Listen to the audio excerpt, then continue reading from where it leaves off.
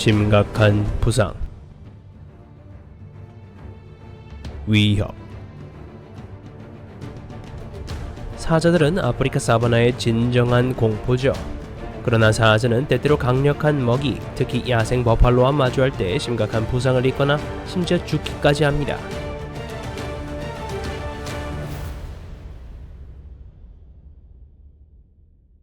야생 버팔로 대 사자.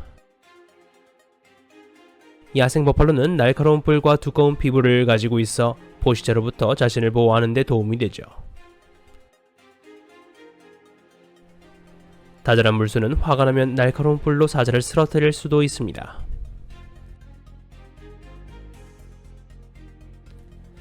버팔로는 일반적으로 최대 500마리의 무리로 살죠.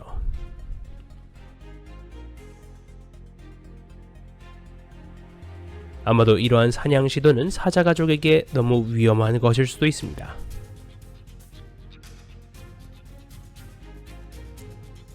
야생 버팔로는 표범, 들개, 심지어 하이에나와 같은 큰 고양이과의 다른 포식자를 대부분 쓰러뜨릴 수 있습니다.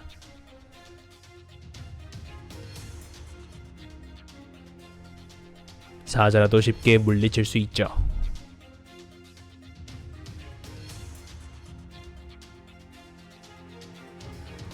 명확한 전략이 없으면 이 두 마리의 큰 고양이는 먹이를 찾을 수 없습니다.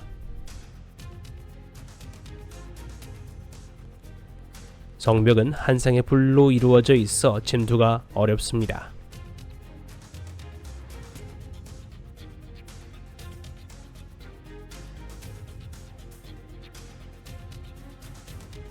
성체의 무게가 500kg에서 1톤에 이르는 아프리카 야생물소는 날카로운 불로 모든 적을 쓰러뜨릴 수 있는 견고한 탱크와도 같죠.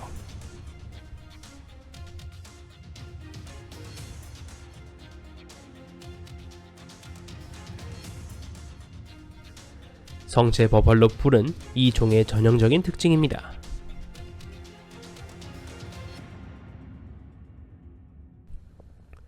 그것들은 날카로우며 버팔로의 머리에 거의 뼈 보호막을 형성해서 포식자와 맞설 때 더 안전하다고 느끼는 데 도움이 되죠.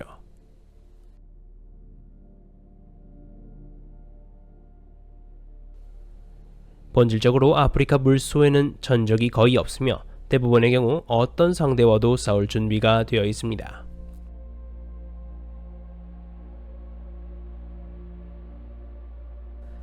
다자란 야생 물소는 혼자서도 여전히 만만치 않은 상대입니다. 날카로운 뿔을 가지고 있어 사자를 공격할 수도 있고 심지어 제압할 수도 있습니다. 1대 3. 그러나 야생 물소는 포기하지 않았습니다.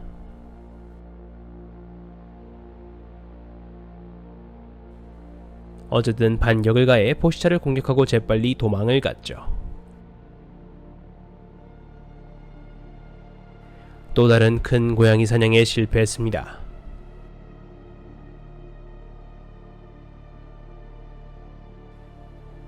스토킹과 갑작스러운 공격.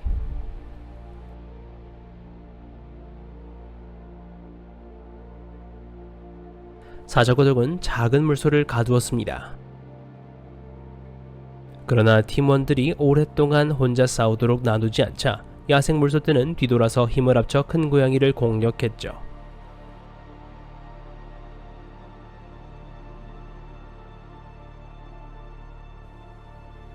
배고픈 사자는 먹이를 잡으려고 끊임없이 노력합니다.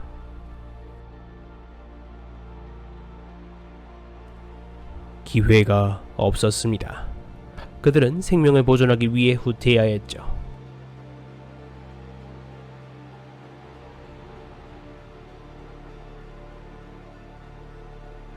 실제로 사자는 성숙한 야생물소를 공격할 때 종종 주의를 기울입니다. 왜냐하면 그들은 단단한 뿔을 가지고 있고 새끼나 무리를 공격적으로 보호할 수 있기 때문이죠.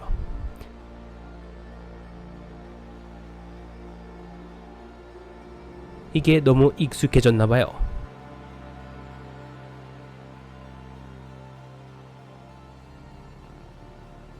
막다른 골목에 몰리면 야생 버팔로는 누구도 상상할 수 없는 일을 해낼 수 있습니다.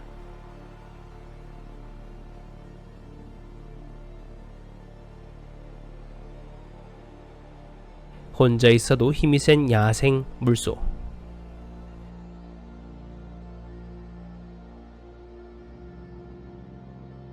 사자 가족과 용감하게 싸웠습니다.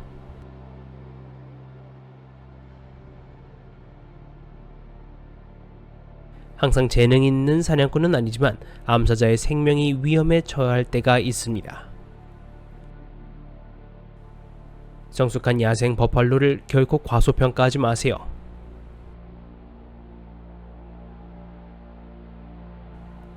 큰 고양이를 겨냥한 날카로운 뿔.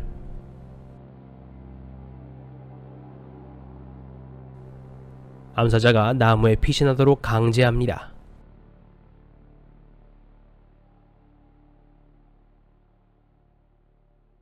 무리의 힘은 물소가 숫사자의 공격을 피하는 데 도움이 되었죠.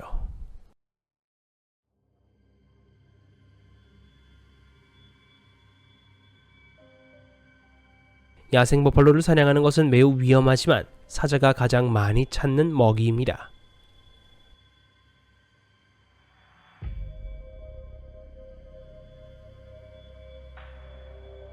어른 한 명만 쓰러뜨리면 가장 상당한 자존심을 키울 수 있기 때문이죠.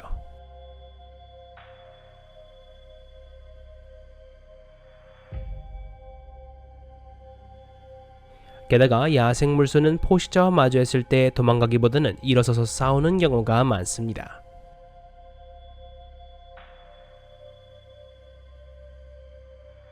(1대 3)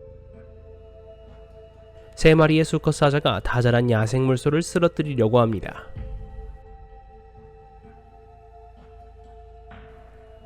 그들의 의도는 성공할까요?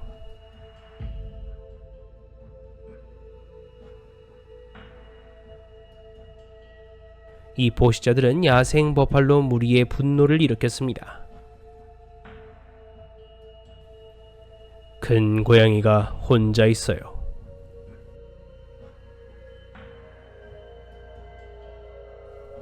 이제 암사자는 버팔로 무리의 손이 닿지 않는 곳에 있습니다.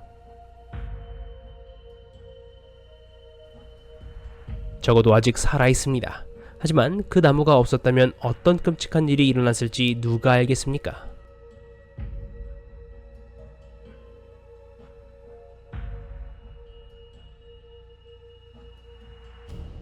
모든 법과 규정이 힘으로 이루어지는 세상에서 살아남으려면 모든 것이 가혹한 조건 속에서도 이기기 위해 노력해야 하겠죠. 큰 고양이들이 먹이를 찾아 돌아다니는데요.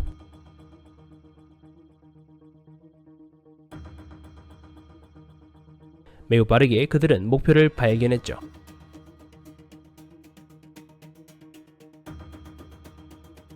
접근합니다. 그러나 이것은 쉬운 먹이가 아니죠.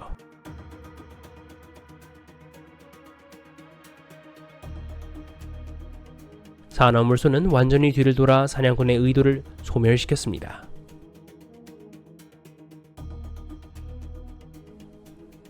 결국 그들은 먹이가 무리로 돌아오는 것을 서서 지켜볼 수밖에 없었죠. 야생 버팔로 대 표범. 표범은 아프리카와 아시아에 서식하는 큰 고양이과의 4종 중 하나입니다.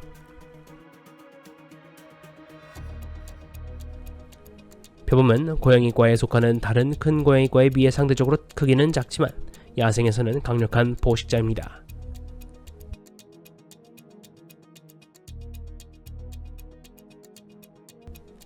그들은 고독한 사냥꾼이죠. 그러므로 그들의 어미는 어릴 때부터 표범에게 필수적인 생존 교훈을 가르칠 겁니다. 게다가 그들은 다 자란 야생 버팔로와 거의 마주치지 않습니다.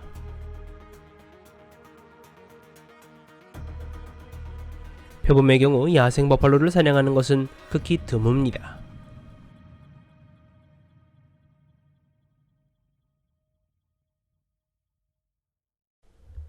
너무 크고 위험하기 때문이죠.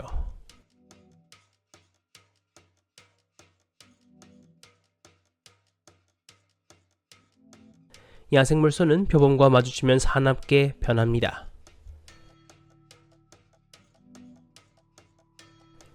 미친듯이 달려들어서 상대를 여러 차례 공격하자 표범은 겁에 질려 도망갔죠.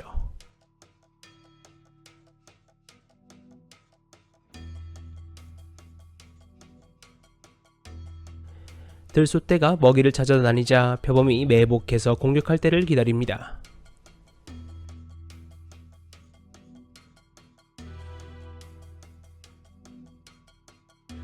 그러나 성체 버팔로에게 발견되어 반격을 당했죠.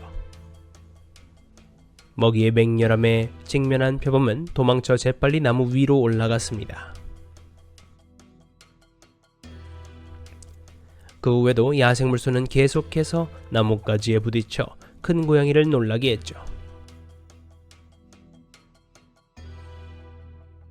표범은 버팔로 어미와 새끼를 보기 위해 나무에 숨었습니다.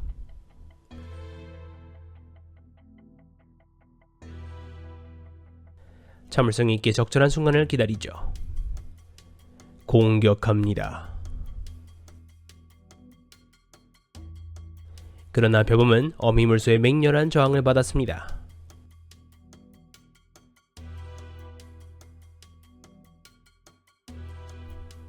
날카로운 뿔을 사용하여 미친 듯이 돌진하고 큰 고양이와 대결을 합니다. 따라서 이번 표범 사냥은 실패와 부상으로 끝이 났죠.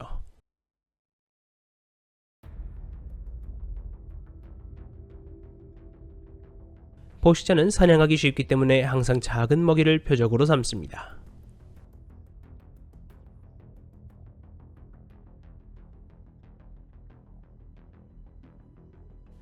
그런데 이 표범이 실수를 한 것 같네요.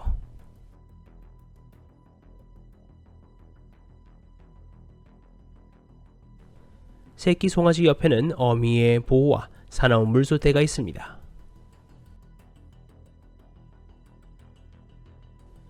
반격합니다. 사실 고독한 사냥꾼은 성난 버팔로 무리의 힘을 견딜 수 없을 겁니다.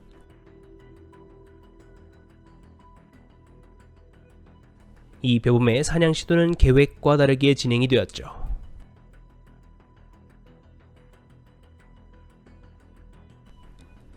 이제 수천 개의 날카로운 뿔의 공격을 피하기 위해 나뭇가지 위에 서 있어야 합니다.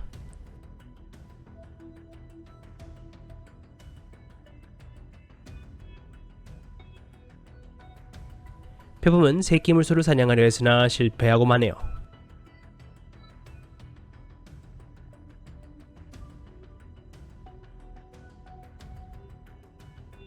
야생 버팔로 대 호랑이. 호랑이는 큰 동물이죠. 그들은 경외심을 불러일으키는 힘을 가지고 있습니다. 이 큰 고양이는 먹이를 쓰러뜨리기 위해 민첩성과 힘으로 사냥을 합니다.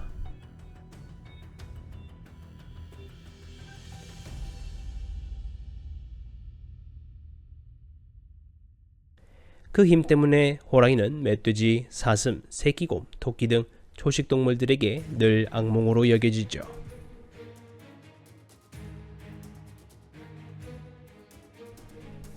이 큰 고양이는 매일 최대 30kg의 고기를 섭취할 수 있습니다.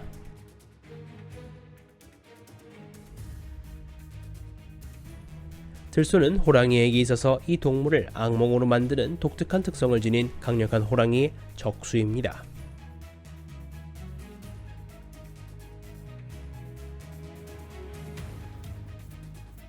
들소는 최성의 포식자라도 목숨을 걸고 도망을 치게 만들죠.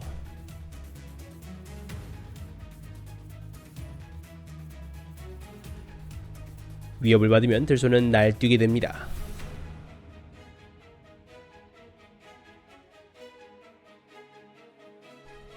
그런 다음 적과 접촉할 때 머리를 낮추고 뾰족한 뿔을 위쪽이나 앞으로 밀어내는 방법을 사용하죠.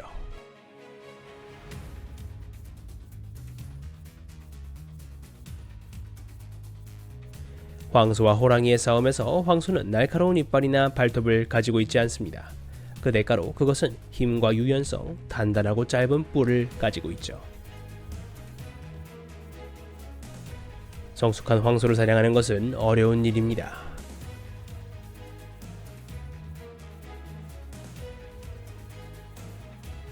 이 먹이는 거대한 뿔을 가지고 있어 무게가 1톤이 넘는데 이는 호랑이 사냥에 있어서 상당한 도전이 됩니다.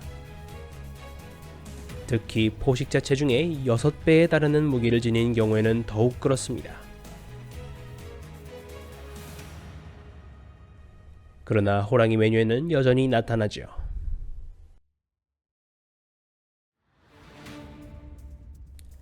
게다가 빨리 제압할 수 있는 먹이는 아니지만 호랑이는 혼자서도 감당할 수 있는 먹이입니다.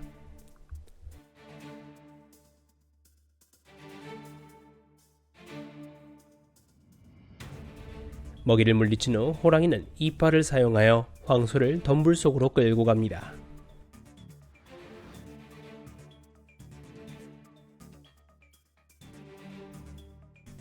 가우르와 같은 더 큰 먹이를 사냥하는 것은 호랑이에게 어려운 일입니다.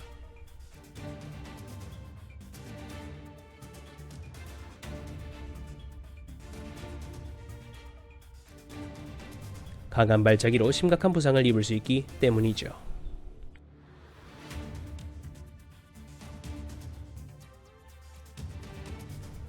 그러나 재빨리 전진해 황소를 쓰러뜨리는 데 성공합니다.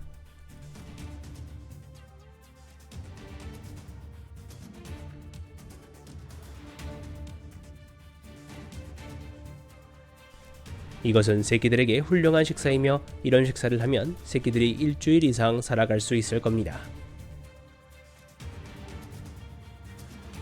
그들은 빽빽한 조목 속에 최대 1500kg에 달하는 거대한 몸을 교묘하게 숨깁니다.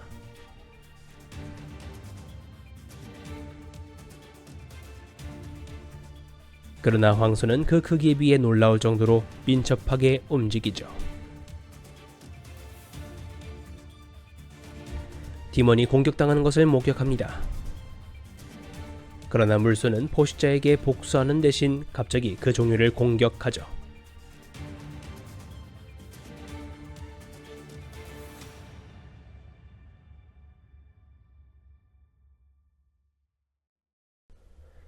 기회를 잡은 호랑이는 재빨리 먹이의 목을 공격해 저항할 틈도 주지 않습니다. 수많은 어려움에도 불구하고 불행한 버팔로는 결국 호랑이 왕의 먹이가 되었습니다.